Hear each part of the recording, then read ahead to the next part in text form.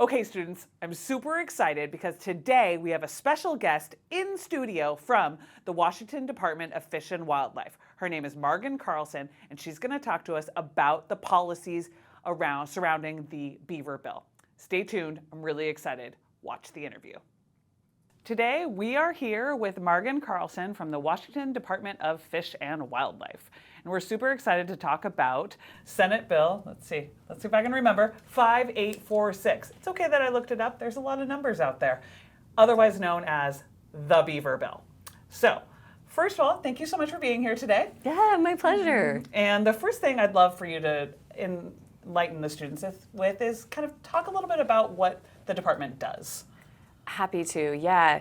We have a pretty darn cool mission in the state executive branch. So our job, our mission, if you will, is to preserve, protect, perpetuate, and manage the fish and wildlife resources of Washington State. Those fish and wildlife resources are really resources we manage for the entire public of Washington State.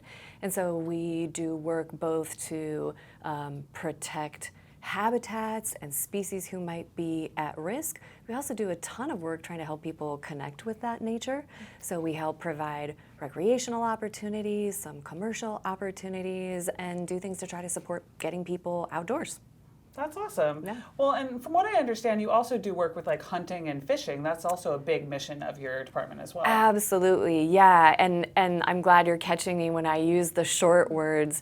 When we say recreational opportunity, that absolutely means hunting, it means fishing, crabbing, digging up clams, and it also means, people who want to get outdoors and they want to see that nature and observe it. There's a lot of bird watchers, and probably many of us with our families have gone to places and we get excited if we, see, I don't know, a squirrel, a marmot, up in Mount Rainier National Park, and that's an important part of what we do too, is making sure that there are fish and wildlife resources there for people to see and catch and feed their families with.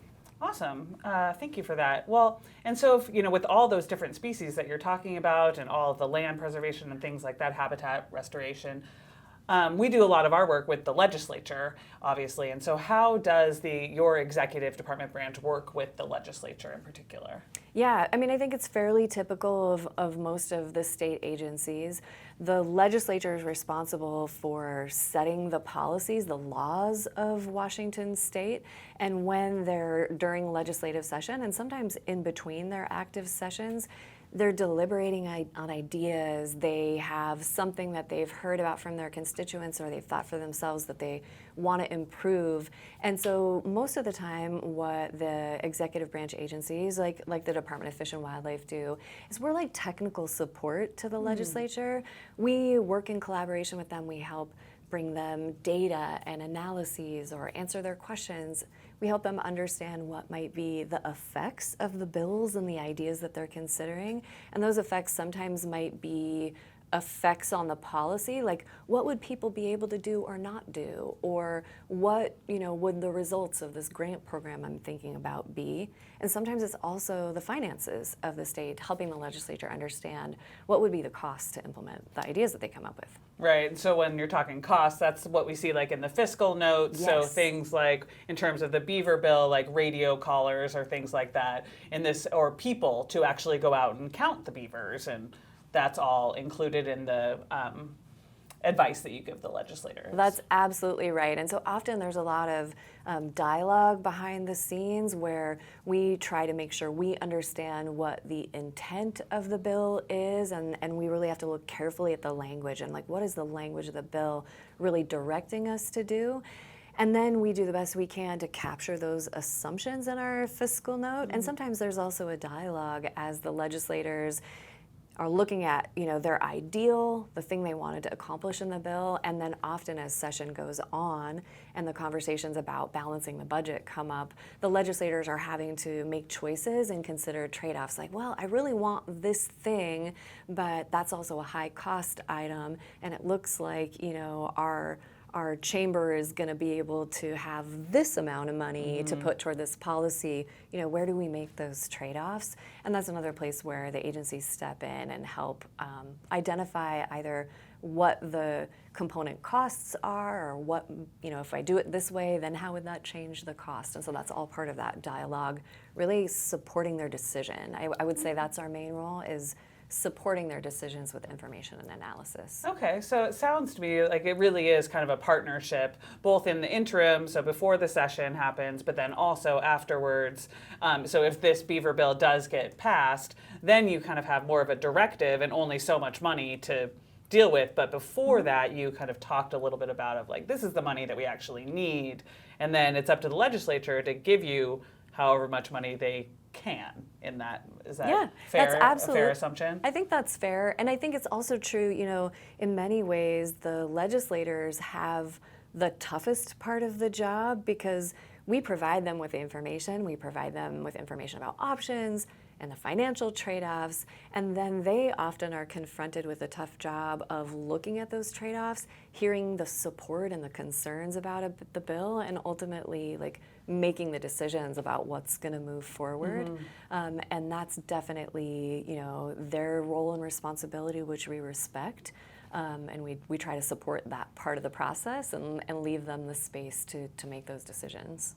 Okay, so in terms of, Senator Solomon, who's our prime sponsor for this bill, in the interim, I'm assuming, and probably now as well, your department is meeting with him and his legislative aides and things like that to change the bill as it moves forward to meet everyone's needs. Absolutely, yeah. Senator Solomon is a really active legislator and often reaches out to the department on different issues. And I think each legislator has their own style and the degree to which they rely on staff to the legislature or party caucus staff, but absolutely there's almost always that dialogue in there and trying to react to the things that are coming up during session that might have them, thinking differently or wanting to adjust based on what they're hearing.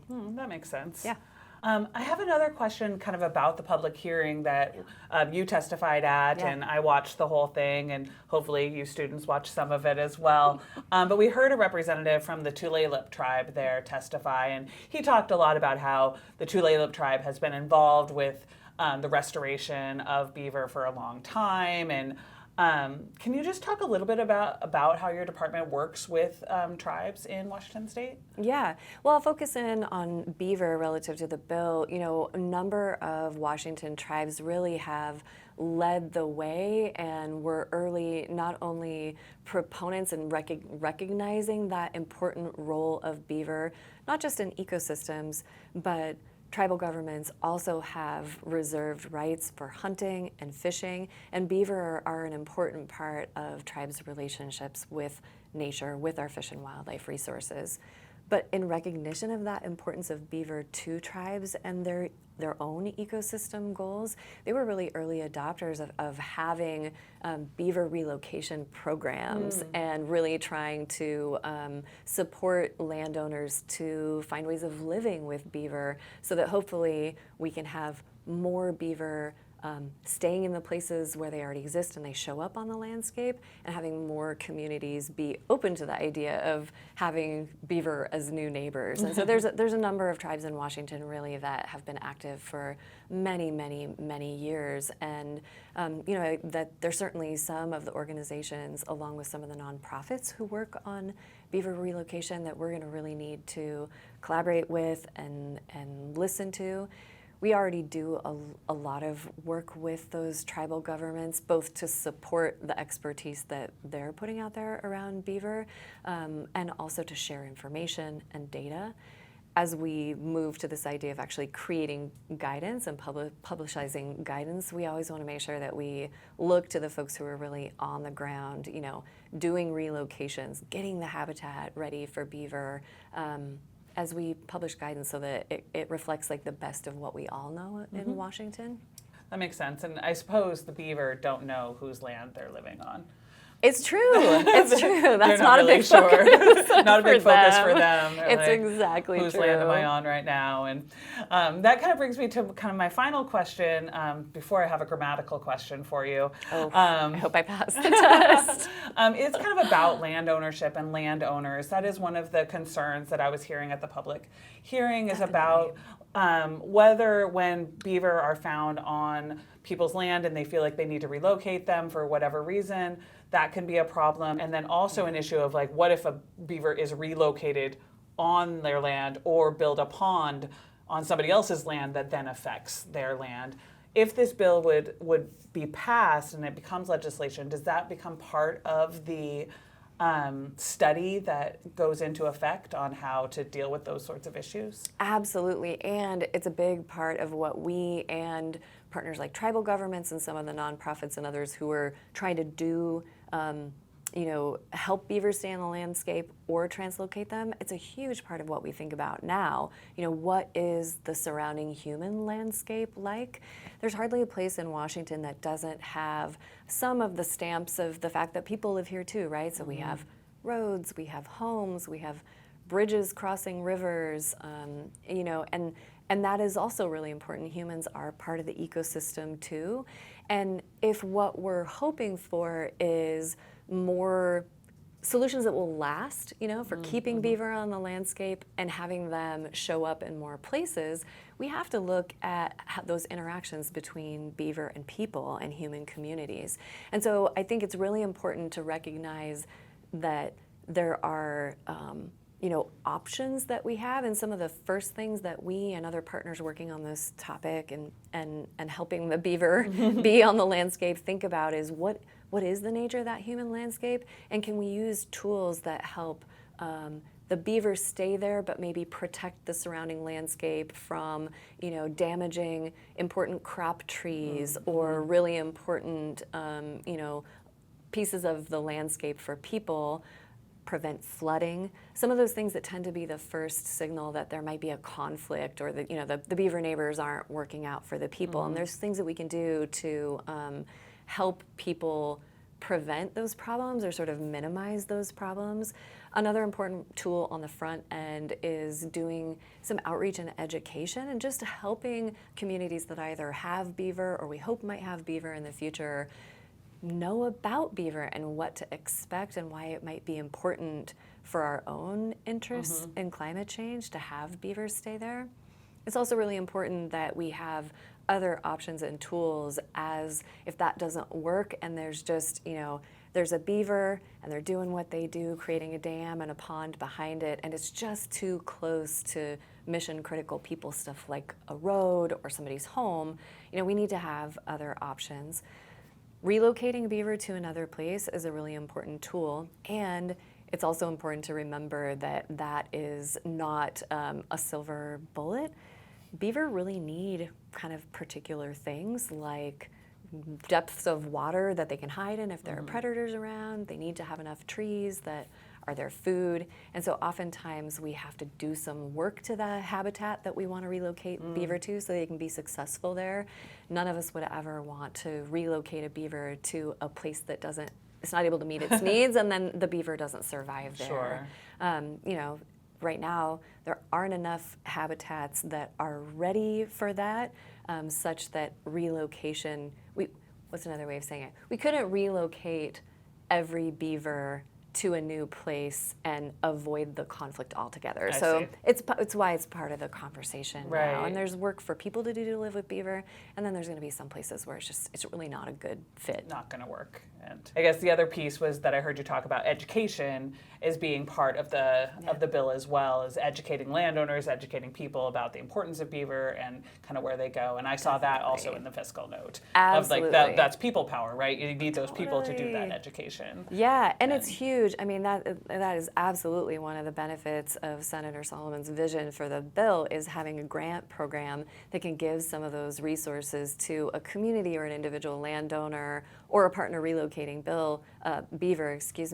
One of the things that we often find is some of those techniques to help people live with beaver as neighbors, they cost money. So there's technology, for example, that we call them pond levelers, and it can help make sure that there's it's basically like a drain, right? You set a level so the beaver still gets its dam and its pond, but you can set a drain essentially so that when the pond, is getting above that level, though some of the water drains off. They often work really well, but they can be expensive to put in. And if we're going to recognize, as this bill does, that there's a lot of public benefits from having beaver on the landscape, it's also really nice to recognize the right fit for tax dollars going to support that public benefit. Right.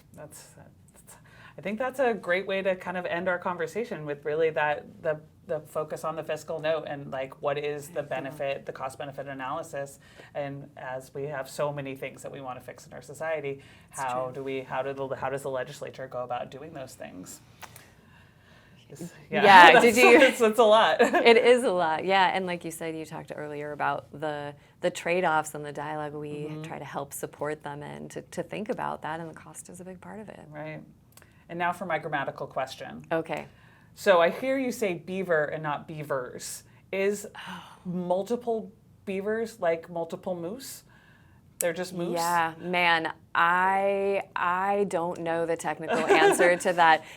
We have a lot of folks. I'm not a beaver biologist. I am a policy person in our director's office. So I think there's probably beaver experts out there who know this a lot better than I do that are cringing at the fact that I don't have an immediate answer for you. I heard at the public hearing lots of people say beaver, and I was like, oh no, it's not. Is it plural? Is it plural? Do you pluralize the word? I don't know.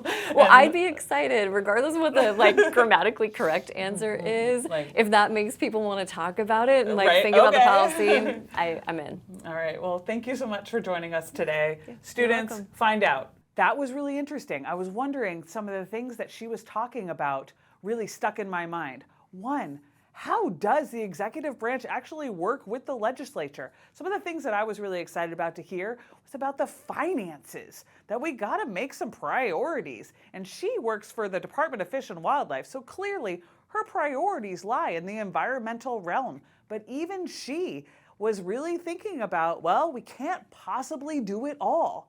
And so if we can't do it all, we can't print money, we can't print those George bucks and start spending them willy-nilly. We only have so much money. What are our priorities going to be?